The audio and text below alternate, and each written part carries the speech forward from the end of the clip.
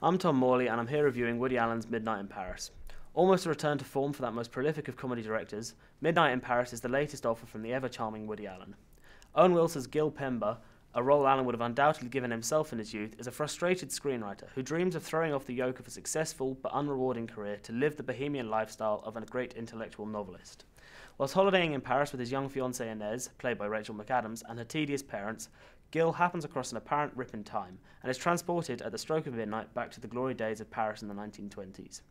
In this world, the great art and literary giants of the era, T.S. Eliot, F. Scott Fitzgerald, Gertrude Stein and others, all come together to share their work with one another, and are more than happy to introduce the bewildered Gil into their innermost circle of associates.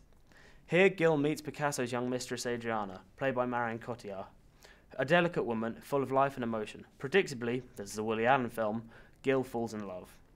Broadly speaking, Midnight in Paris is about nostalgia. I mean, this is unbelievable. There's no city like this in the world. You're in love with a fantasy. I'm in love with you. Just as Gil fawns over the 1920s legends, he soon discovers that Adriana likewise adores the 1870s Belle Epoque. Nostalgia, it would seem, is an eternal thing, and it is hindsight which makes the past great. Appropriate to that theme, but in the nicest sense possible, it is very clear that Midnight in Paris is an old-style film, and Allen is an old-style director-comedian. In this age of Borats and Brunos, one can't help but be warmed by how gentle Allen's sense of humour actually is. The only poisonous hate figure in the film would be Michael Sheen's brilliantly slimy Paul, the recurrent pseudo-intellectual character seen throughout Allen's films, who Gil hates with a passion, but is too socially awkward to confront. I'm not quite as taken with him as you are. I mean, he's a pseudo-intellectual. Slightly more tannic than the 59. I prefer a smoky feeling. Other than that, the majority of the film's laughs, or more likely subdued titters, come from the spot cameos of historical figures that form a kind of highbrow I Spy for the audience. Ernest Hemingway, played by Corey Stoll, talks in gruff staccato sentences, much in the same way that he writes. I believe that love that is true and real creates a respite from death. All cowardice comes from not loving or not loving well, which is the same thing. And when the man who is brave and true looks death squarely in the face, like some rhino hunters I know, or Belmonte, who's truly brave, it is because they love with sufficient passion to push death out of their minds. And Adrian Brody's Salvador Dali is, if not absolutely perfect, a funny and effective caricature of an endearingly unusual man. One of the film's weakest aspects is in its fleeting dips into the realms of half-hearted politicizing.